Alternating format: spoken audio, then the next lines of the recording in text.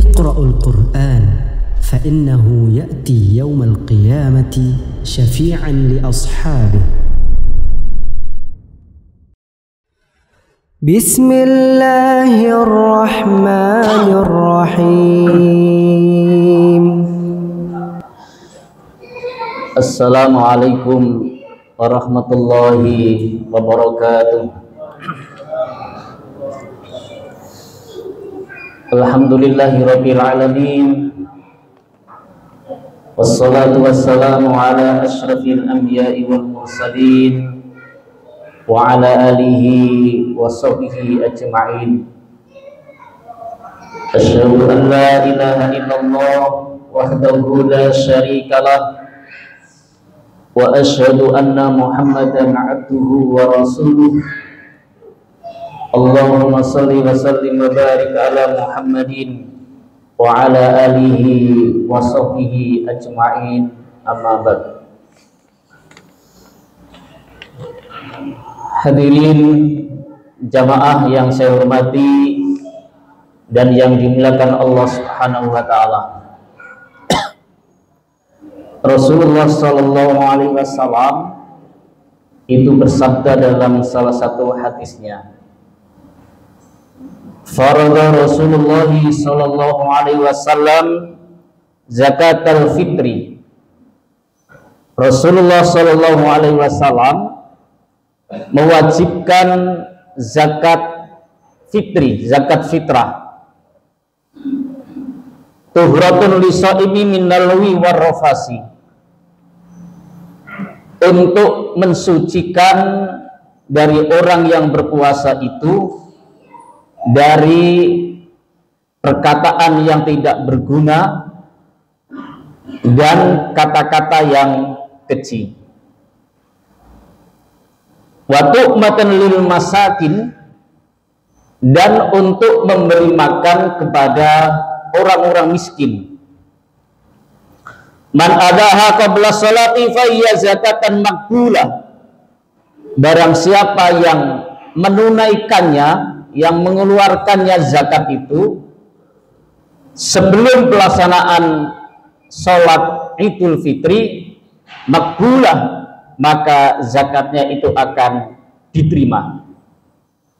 Wa man adaha ba'da sholati fa hiya shadaqatun minas shadaqat. Dan barang siapa yang mengeluarkan zakatnya itu adalah setelah sholat Idul Fitri, maka itu hanya bernilaikan sedekah di antara sedekah. Hadis riwayat Abu Dawud dari Ibnu Abbas. Hadirin jamaah yang saya hormati, dari hadis ini ada beberapa poin. Ya. Poin yang pertama, bahwa zakat itu adalah hukumnya wajib bagi umat Islam. Di dalam Al-Quran itu kalimat zakat itu bersanding dengan kalimat sholat, itu disebutkan oleh Allah sebanyak 82 kali. Salah satu contoh dalam surat Al-Baqarah ayat 43, wa aqimus shalah wa atuz zakah warka'u ma'ar raki'in. Jadi poin yang pertama, zakat itu adalah hukumnya wajib bagi umat Islam. Zakat itu digolongkan menjadi dua, ada zakat fitrah dan juga ada zakatul mal, yaitu zakat harta benda. Dua-duanya ini adalah sama hukumnya, wajib dikeluarkan. Karena pada harta benda yang kita miliki itu ada hak yang harus ditunaikan, yang harus diberikan kepada orang yang berhak untuk menerimanya. Kalau zakat mal itu ada dua ketentuan. Satu adalah nisab, yang kedua adalah haul. Nisab itu adalah berarti batas minimal diwajibkannya untuk berzakat, dan haul itu adalah sudah terhitung selama 1 tahun. Nah, zakat mal salah satunya adalah diantaranya itu ada zakat penghasilan. Jadi jamaah, penghasilan kita setahun itu nisabnya itu disamakan dengan emas, yaitu 85 gram emas. Sekarang ibu-ibu harga emasnya berapa, Bu? Harga emas, Bu? 1 juta ya? Lebih. Terus digampangkan 1 juta. 1 juta kali 85 berarti 85 juta. Jadi kalau penghasilan kita 1 tahun mencapai 85 juta ke atas, berarti sudah kena wajib zakat. Berapa itu adalah 2,5%-nya. Nah begitu, 2,5%-nya. Gimana kalau penghasilannya Anda mencapai itu? Ya nggak kena kewajiban itu. Ya nilainya yang lain bisa dalam berupa sedekah atau sedekah jariyah, kan begitu. Nah, jamaah yang berbahagia, yang kedua, fungsi daripada zakat itu adalah zakat fitrah. Dikatakan Nabi, tuhratul lisaimi min nahlawi warrafasi. Zakat fitrah itu adalah untuk mensucikan jiwa kita, ya, mensucikan jiwa kita selama Ramadan. Mungkin ya disadari atau tidak disadari, mungkin kita berkata-kata yang tidak baik, ya, mungkin kita pernah berkata kasar atau berkata yang bisa menyakiti orang lain. Nah, dengan zakat fitrah ini adalah untuk membersihkan itu. Makanya puasa itu pahalanya masih menggantung kalau belum kemudian dibayarkan yang namanya zakat fitrah. Berikutnya adalah waktu matanis masakin. Di samping untuk mensucikan dari dosa-dosa tadi itu, yang kedua adalah untuk memberi makan orang-orang miskin. Kalau dalam surat At-Taubah ayat 60 itu disebutkan ada 8 asnaf, 8 orang yang berhak menerima zakat. Sekarang saya tanya pada para jamaah, zakatnya jenengan misalnya kemudian dipakai beli tanah sebelah, boleh apa tidak?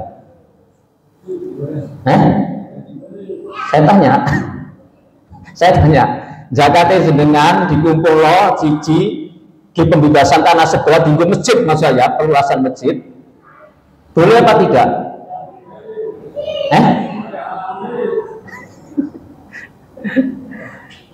Nanti silakan dalam surat Al-Taubah 60, 8 asnaf itu, ya, innamas shadaqatu lil fuqara'i wal masakin sampai 8, termasuk ada untuk jihad fi sabilillah. 8 asnaf loh ya. 8 ini adalah yang berhak menerima zakat. Kalau 8 salah satunya itu adalah diberi, di Quran itu adalah dibenarkan. Nanti surat At-Taubah ayat 60, monggo silakan nanti dibaca. Jadi ada 8 golongan yang berhak menerima untuk zakat. Surat At-Taubah ayat 60. Ya, fuqara, masakin dan sebagainya. Ya. Kemudian berikutnya jamaah yang saya hormati, ya. Kemudian waktu, ya, waktunya. Sesungguhnya kita untuk mengeluarkan zakat itu adalah yang utama adalah sebelum melaksanakan sholat Id. Tapi ini jangan dipahami kemudian secara tekstual. Tekstual itu berarti yang tersebut, tapi juga harus kontekstual. Maksudnya apa? Engkau dibayar sebelum sholat Id, kabeh bayar sebelum sholat Id, kemudian bahagia itu terus ya apa? Kan nyusana kepada panitia. Maka bolehlah sehari atau 2 hari sebelum hari raya. Bahkan sesungguhnya kita di awal Ramadan itu pun juga diperbolehkan untuk bayar zakat. Tapi yang lebih utama yang tadi disebutkan tadi itu, ya. Nah, itu yang terkait dengan masalah zakat. Hadirin jamaah yang berbahagia, fungsi daripada zakat itu, kalau zakat fitrah adalah mensucikan jiwa kita tadi itu, kalau zakat mal adalah untuk mensucikan harta benda. Jangan sampai sudah mencapai satu nisab, ada hak yang harus ditunaikan, kemudian tidak disampaikan kepada yang berhak untuk menerimanya. Sebab apa? Ketika hak-hak ini tidak ditunaikan, itu diancam oleh Allah Subhanahu wa taala. Ya, yang pertama, dalam surat At-Taubah ayat 34 sampai 35 dikatakan bahwa emas dan perak itu nanti akan dipanaskan. Maksudnya harta benda yang tidak kemudian dizakati itu, yang sudah mencapai nisabnya itu, akan dipanaskan oleh Allah, dipanaskan dari api neraka, kemudian disetrikakan ke dahi, lambung, dan punggung. Nah, ngoten. Dahi, lambung, dan punggung. Tapi bahan bakarnya digemanasi itu api neraka. Sing biasanya telikon iki bibuk nggih. Bu. Kok gak krungu suarane? Nggih, Bu. Telikon itu panas napa mboten? Serius. Coba nek gak percaya nek gak panas, disetrikakno ngene batuk, ngene geger, ngene lambung, kira-kira napa rasane? Iku panasnya listrik dunia. Lah nanti adalah dari panasnya dari api neraka.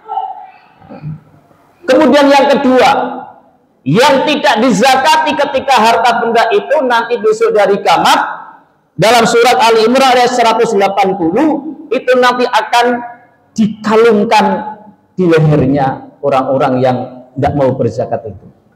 Dan dalam hadis Nabi SAW yang ketiga, ya, hadis riwayat Bukhari nomor 1403, orang yang tidak mau memberikan zakatnya itu besok di hari kiamat, maka harta bendanya itu akan dirubah oleh Allah Subhanahu wa taala itu sebagai sujaan akra.